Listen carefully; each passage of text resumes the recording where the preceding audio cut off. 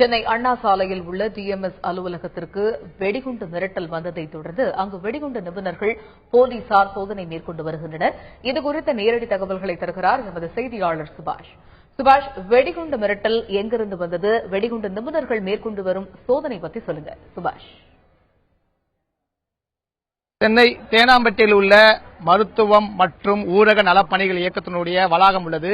இந்த வளாகத்தில் சுகாதாரத்துறை சார்ந்த நிறுவனங்கள் மட்டுமல்லாமல் அரசு நிறுவனம், மீன்வளத்துறை மற்றும் தொழிலாளர் நலத்துறை உள்ளிட்ட பல்வேறு துறைகளினுடைய அரசு துறைகளுடைய அலுவலகங்கள் இயங்கி வருகின்றன.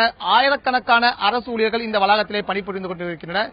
இங்கு சரியாக 12 மணி அளவில் மருத்துவ வளாகத்தில் உள்ள டிஎம்எஸ் வளாகத்தில் மருத்துவ இயக்குநருக்கு ஒரு தொலைபேசி வந்துள்ளது.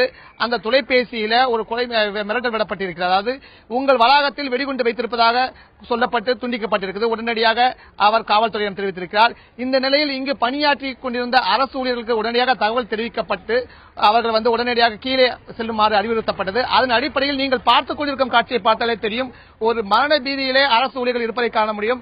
சுமார் 1 மணி அளவிலே வெடிகுண்டு இருப்பதாக வந்த தகவலை அடுத்து உடனடியாக அவர்களெல்லாம் வந்துவிட்டனர்.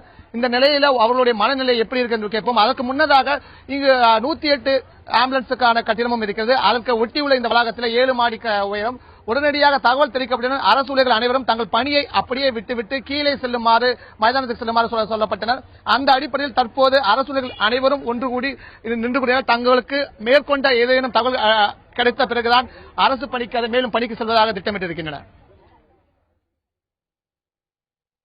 மேலும் பல்வேறு கட்ட பாதுகாப்பு ஏற்பாடுகள் எந்த அளவில் அந்த டிஎம்எஸ் அலுவலகத்தில் இருக்கு, அதை பத்தி சொல்லுங்க சுபாஷ்.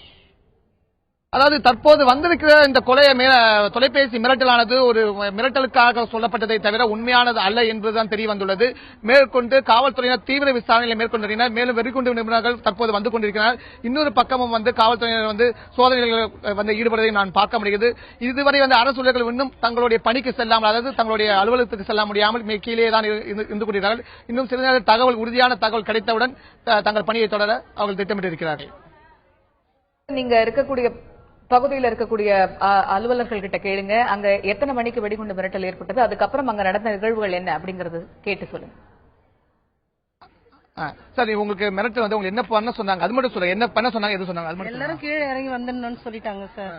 ஏதோ பாம்பு வச்சிருக்காங்களா, எல்லாம் கீழே இறங்கி வந்துருங்க அப்படின்னு சொல்லிட்டாங்க. சரிமா, உங்களுக்கு எத்தனை மணிக்கு சொன்னாங்க? எத்தனை பேர் பணியாற்றீங்க? இந்த கட்டிடம் எத்தனை பேர் இருக்காங்க, எவ்வளவு பேர் இருக்காங்க, என்ன ஆச்சா சொல்லுங்க. நிறைய பேர் எல்லாம் தெரியாது சார். எங்க ஆபீஸ்ல 250 பேர் இருக்கிறோம். நாங்க டிஎம்எஸ்ல ஒர்க் பண்றோம். இப்போ 1 மணிக்கு தான் சொன்னாங்க லஞ்சுக்கு. மிரட்டல் உண்மையானதா இல்ல கண்டுபிடிச்சாங்களா இல்ல போக சொல்லிருக்காங்க, திரும்ப வர சொல்லிருக்காங்களா, அதை பத்தி? திரும்ப வர சொல்லிருக்காங்க. இப்போ அதெல்லாம் ஒண்ணும் இல்ல, வாங்க ஒர்க் பண்ணுங்கன்னு சொல்லிருக்காங்க. இப்போ நாங்க போறோம். அதாவது இவர்கள் அரசு ஊழியர்கள் அறிவுறுத்தப்பட்டிருக்கு மீண்டும் பணிக்கு வரலாம் என்று. இருப்பினும் சற்று சந்தேகத்துக்கான நிலையில் இருப்பதால் அவர்கள் இன்னும் இந்த மைதானத்துக்குள்ளேயே காத்திருப்பதை நாம் பார்க்க முடிகிறது. சென்னை தேனாம்பேட்டை பகுதியில் இருக்கக்கூடிய டிஎம்எஸ் வளாகத்திற்கு வெடிகுண்டு மிரட்டல் விடுக்கப்பட்டது. இதனையடுத்து தொலைபேசி மூலம் மர்ம நபர் வெடிகுண்டு மிரட்டல் விடுத்திருக்கிறார். வெடிகுண்டு மிரட்டலை அடுத்து காவல்துறையினர் மற்றும் வெடிகுண்டு நிபுணர்கள் டிஎம்எஸ் வளாகத்தில் சோதனை மேற்கொண்டு வருகிறார்கள். அங்கு இருக்கக்கூடிய அலுவலர்கள் பத்திரமாக வெளியில் கொண்டு வரப்பட்டிருக்கிறார்கள். இதுகுறித்த நேரடி தகவல்களை எமது செய்தியாளர் சுபாஷ் வழங்க பார்த்தோம்.